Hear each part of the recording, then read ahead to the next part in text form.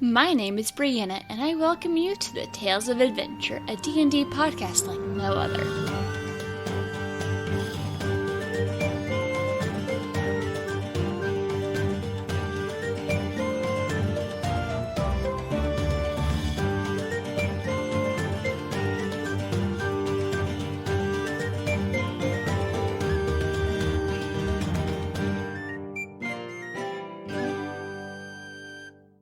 I'm David Fry, and I play Sunmeadow, halfling monk, Way of the Sun Soul. I am not part of any D&D related projects, but I think with the start of this, I hope that'll change. I'm looking to either start or become part of a podcast or stream sometime. If you want to get a hold of me, you can find me on Twitter at DaveOfTheDead13.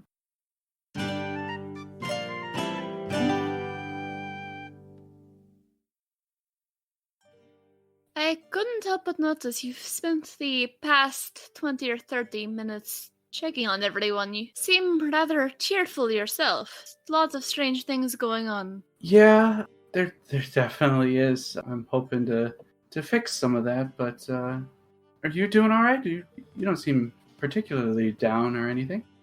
I'm doing alright. I appreciate you asking. I'm new to the area. I've heard the rumors. I've heard people talking about some of the things that are going on, so I figured I would come and check on things, see if I can help in any way. Well, I'm sure this place could get all the help it could get. With the disappearances, what seems like the screaming wagons at night. There's a lot of weird things going on, and I think everyone would enjoy a nice checkup every now and again. I'm sure they would. What all do you know of what's going on here? I'm Istra, by the way. Forget to introduce myself sometimes. I'm Gob Sunmeadow. There's a lot of things, and I don't know if you would quite believe me if I told you. Trust me, I've probably heard weirder. I may not know the explanation for what's going on, but I've probably heard weirder. Well, there's been reports of a invisible flying monster snatching up people in the middle of the night. Like I said, there's screaming wagons coming off of ships, and there's invisible six-armed monsters that kind of protect the Duke. But I can see them. Ow. It's a long story. There was some weird black gunk in a vial in an abandoned fortress that I had to drink from, and I've been seeing things like that ever since. But they're there, like they're actually there. I fought them. My friends have fought them. Why did you drink the mysterious gunk out of a flask? It was part of some thing of the group I'm involved in, and I don't quite remember the reason why we thought we had to drink it, but I know that I can take a little more damage than the rest of my party in case something went wrong. If something went wrong, I felt I could survive better than they could. Sounds like you've gotten yourself into some interesting situations. Oh yeah, I mean, between punching a warlock off of his own tower and him falling through a portal, and jumping off of an airship hundreds of feet in the air, I even punched a dragon in its butt and stunned it once. That's impressive. Have you always been trained as a monk? Not always. It was after kind of a dark moment in my life, one of probably two dark moments of my life. It was the first one. I needed a bit of it was sunshine, essentially. Needed a light, and I found the Temple of Pelor in the city I was in, and things just kind of went from there. I thought I recognized your outfit. Yeah, I kind of stick out a bit. It suits you. You're far more cheerful than most of the people I usually talk to. I'm far more cheerful than some of the people I hang out with, too, but I think everybody needs a light they can look upon, and I don't mind shining brightly for other people. The world needs more light in it, that's for sure. Tell me about it. Imagine there's a fair bit more to your story. I wouldn't mind hearing it if you have the time. I can get us some drinks. Oh, where do I start? It's been like a year, I think, ever since all this started.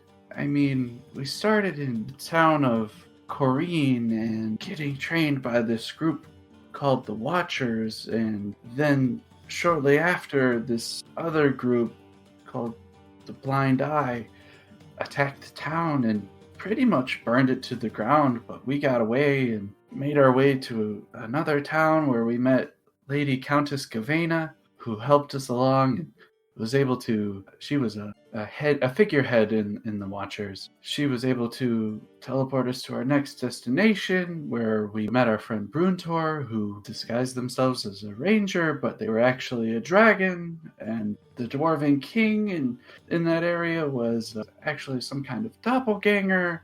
The real king was brainwashed, and oh my, there's, like I said, it's been a long time, and eventually we stopped some curses affecting our warlock friend. All our curses were transferred to her for some reason, and then we went to one of our other friends' hometowns, my friend Madurai, where demons were getting summoned and a demon lord was getting resurrected through his father's buried body. And then we've had to fight again my friend Callie's warlock arch rival. He turned into a pit fiend, and then we beat him, and then her patron, the queen of air and darkness, some kind of archfey, I guess, tried to take soul as payment because her pact was up. I guess she had agreed to take on this power to defeat her rival, and with him vanquished, there was no reason to keep giving her power. But I guess her wife tried to step in and have her soul taken instead. But our cleric, Omith, he had struck a deal with his goddess to take the place instead, and the Queen of Air and Darkness was not one to turn down a deal. So that was where we lost Omith. And then shortly after, Callie, our now ex-warlock, and her wife departed on their own to go live their life. Now, me and Madurai, we're trying to finish everything that we had started. We've got a couple other friends with us helping us out, and it's been, there's so much more that I haven't said. Sounds like you've been on one hell of a road for the past year.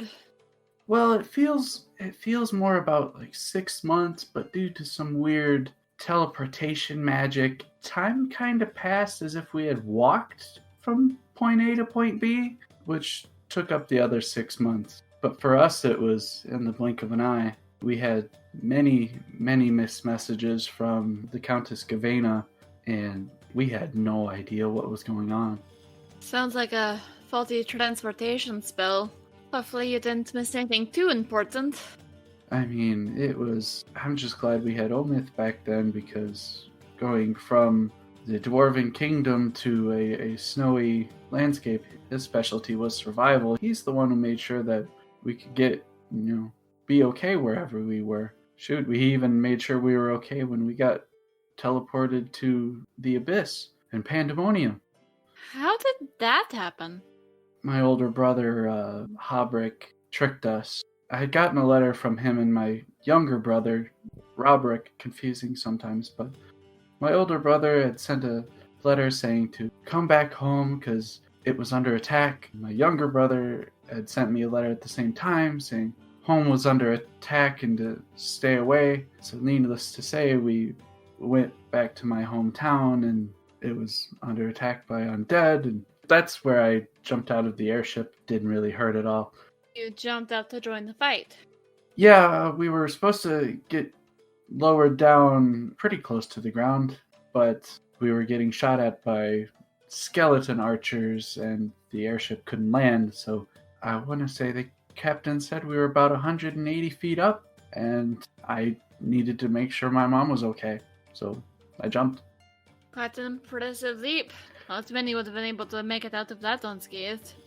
I think I had a small scrape on my knee when I landed, but I'm pretty good with heights. My friends were able to have potions of slow fall or feather fall. Rather, I magic too well.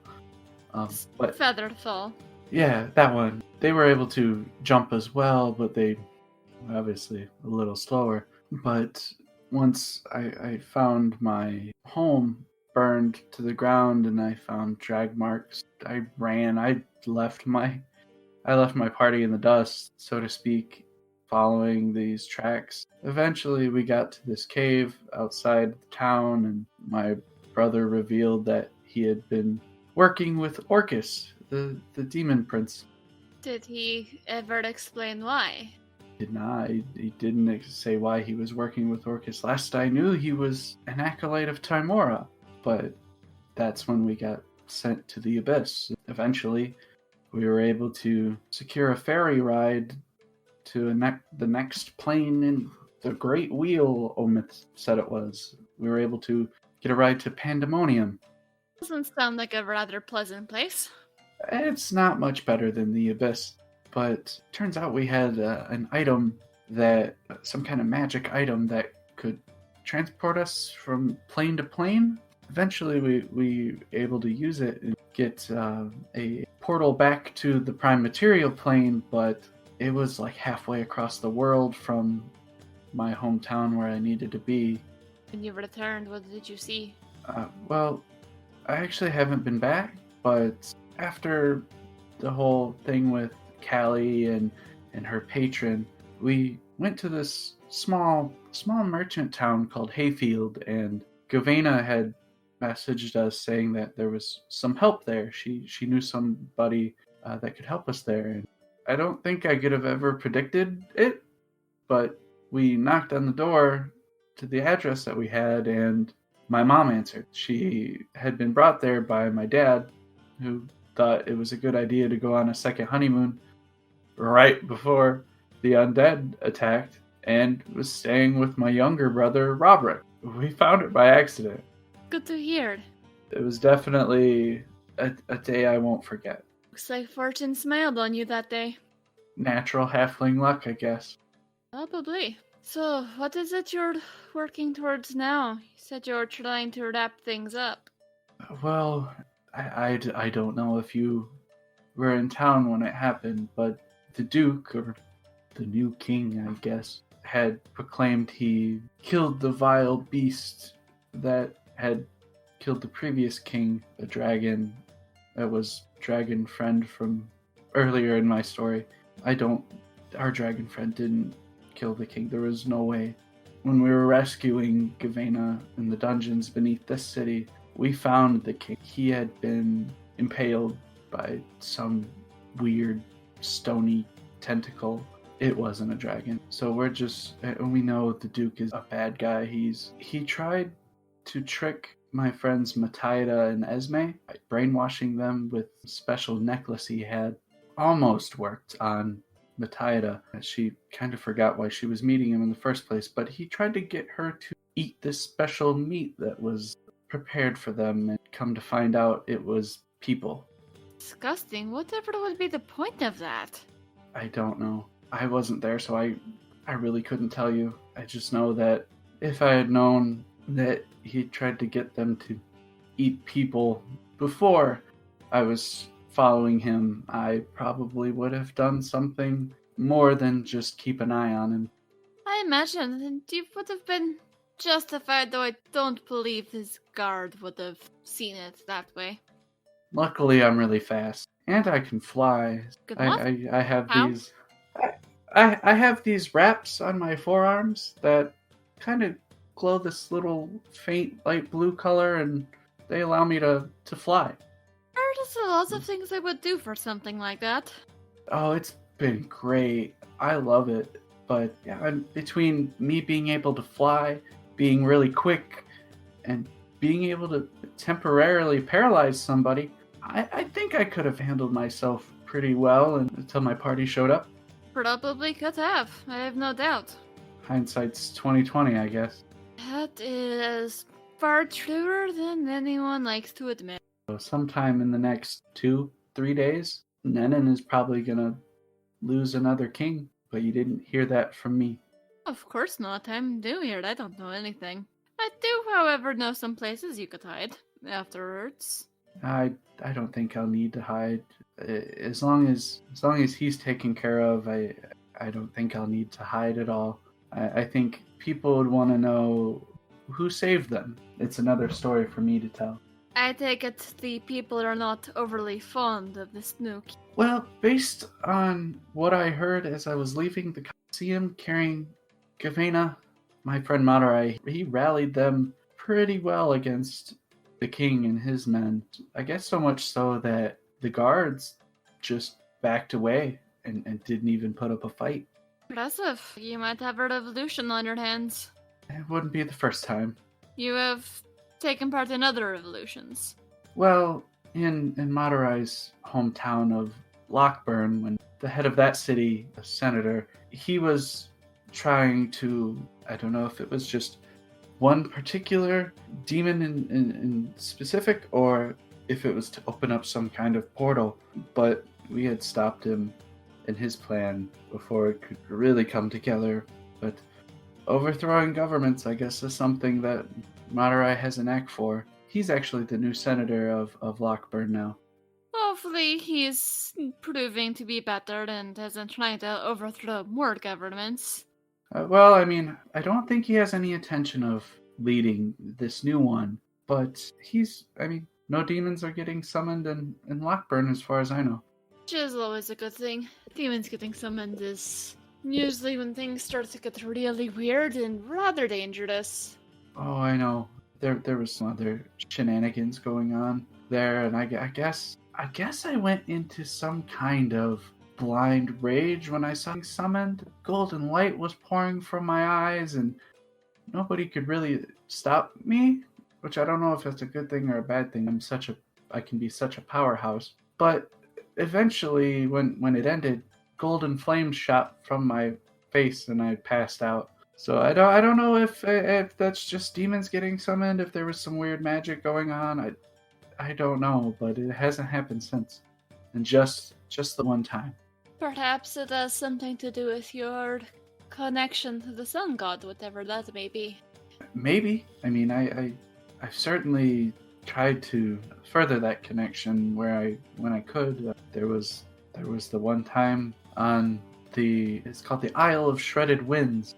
There was some kind of blight affecting the jungle there, and I was able to put some of my key energy into the dying trees there and kind of brought it back to life. Pelor can be also the god of agriculture and the land as well as the sun. Apparently, according to my friends, I'm a bit of a druid.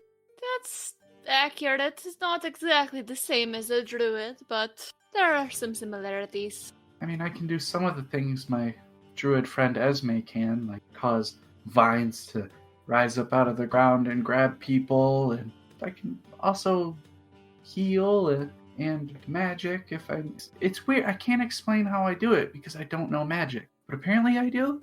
Sometimes magic can be similar enough to divine energy that some people can detect the difference. It is hard to explain, though. I don't know. It's just as I seemingly connect more with Pelor, this stuff, I can do more stuff. I can do more things like that. And like I said, I've just been trying to grow that connection, and I've even, I guess, started funding a reconstruction of the temple here. I guess they're building a big statue of Pelor above the temple. It's been covered in a sheet for the past few days. I think they're going to reveal it tomorrow. I'll have to make sure I'm still around when that happens. Hopefully nothing bad happens a couple days. So you can. As well, is your family around here? Are they still well? As far as I know, my mom and my younger brother, Gobrick, they're still in Hayfield, and I still haven't seen my dad. I don't know where he could be. He's a traveling musician as well, like I said, and my older brother, Gobrick, I don't know where he is. I don't know if he's still in my hometown of Willowdale or if he's in the plain of Orcus. That's a whole nother thing I've got to deal with.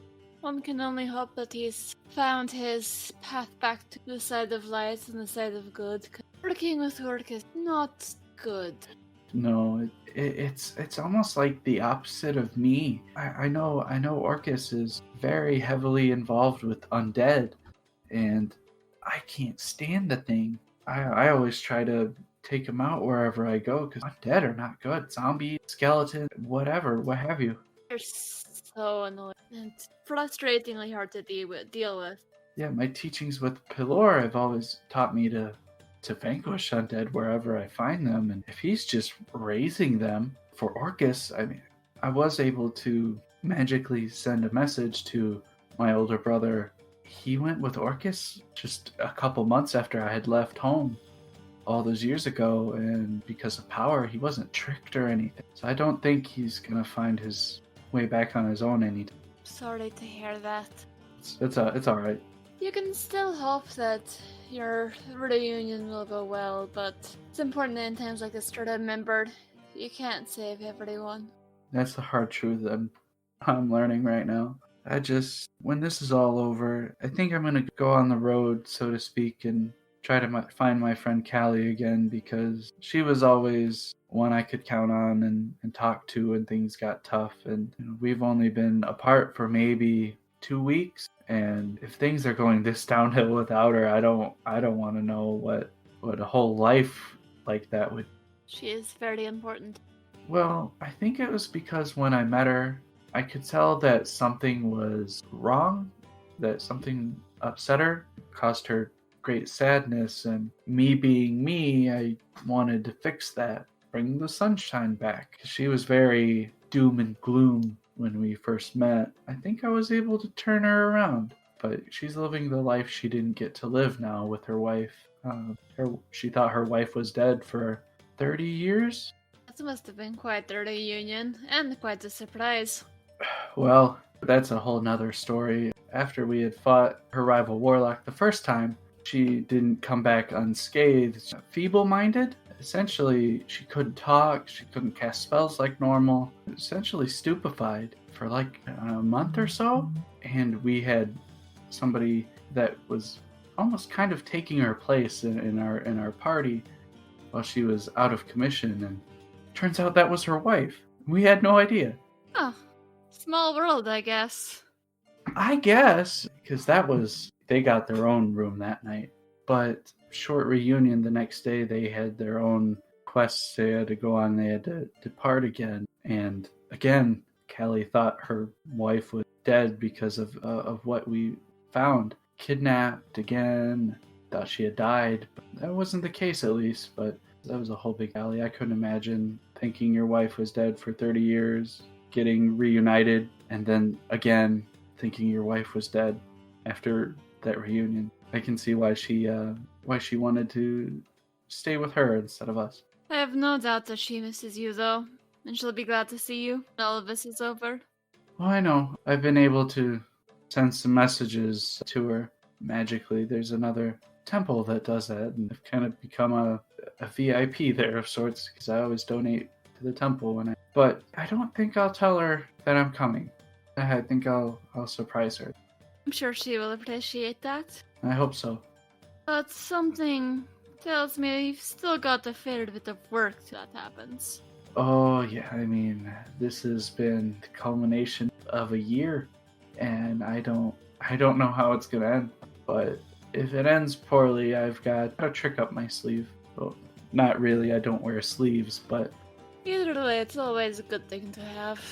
well, in that abandoned fortress where the black gunk was, there is also a hoard of magic items. And thanks to Pelor, I found out what one of them was. It was a ring of wishes. I've got one left.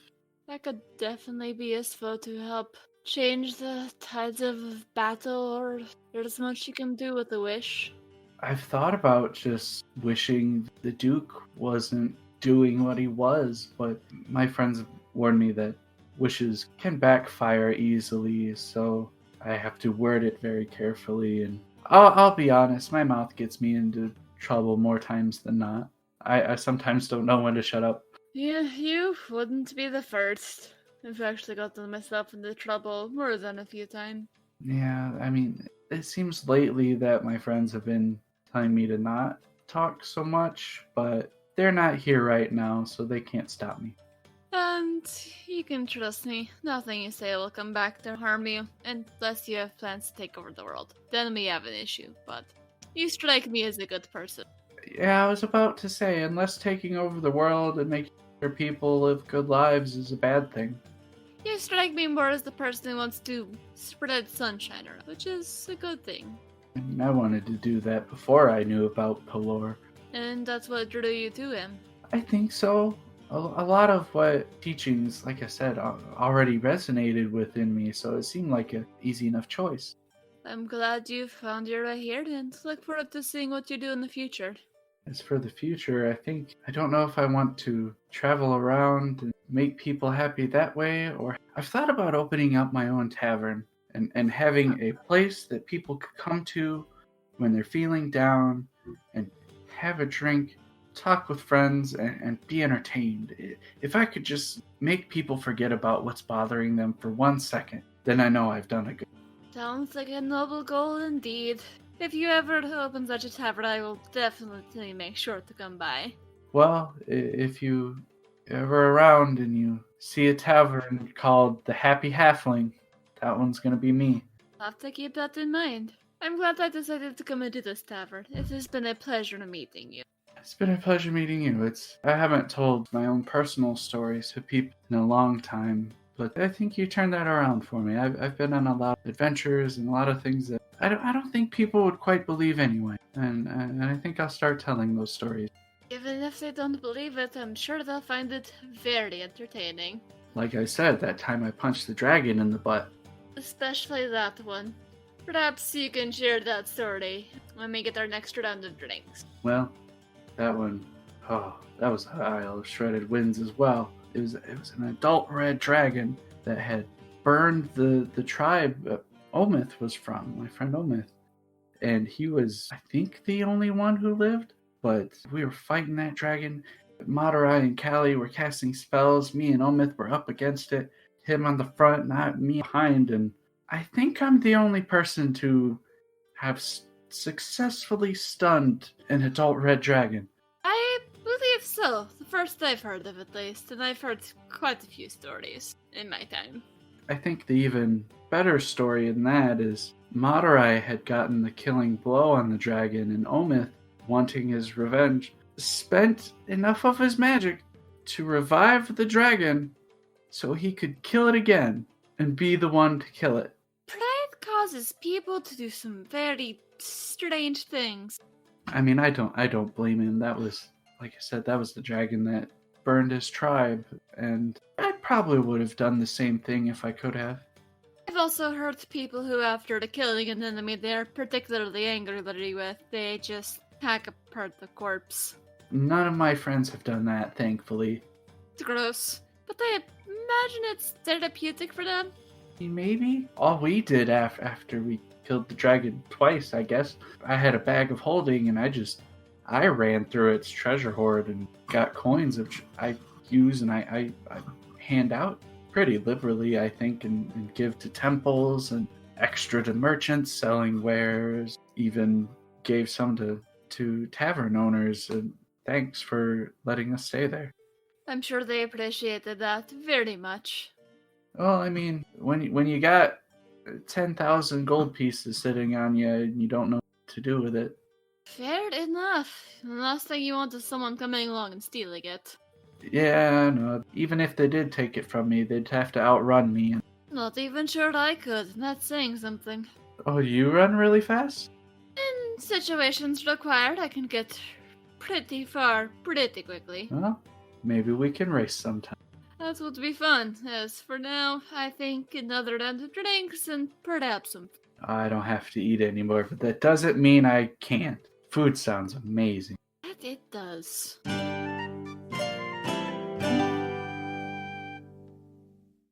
Tales of Adventure is directed and produced by me, Brianna Toiber, as part of Pseudonym Social, a creative podcast network. The music is by Patrick Chester of Chester Studios. To see more of his work, visit his website at chesterstudios.net.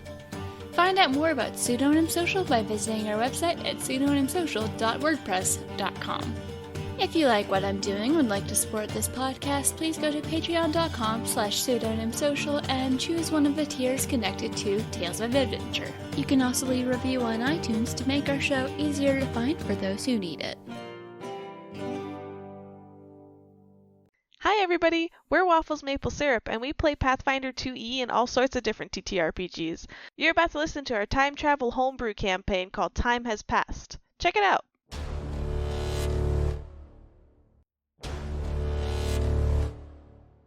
Doldrin just comes charging up this way towards where Elle ran off to, and sees that rune still there, and Tanagal attacking Elle and be like, "I sent the rune!" As he just turns, charges at it, and again just jumps, leaps, and swings with them all. Why would anybody want to be a human? That's stupid. Most people don't get a choice. I mean, but we did.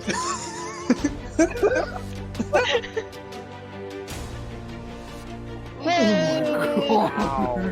That's a lot of damage. I have no weapons aside from my body. Oh dear. Oh my. Oh my. You see this humanoid shape enclosed in a white robe form in the void of your dreams. As we zoom into where his face should be, there is nothing but blackness. The blackness that leaks from his hood begins to enshroud your mind, wrapping around you in this space. I need all of you to make a will saving throw. And if you like what you just heard, search Waffles Maple Syrup, one word, and give us a subscribe. Thanks!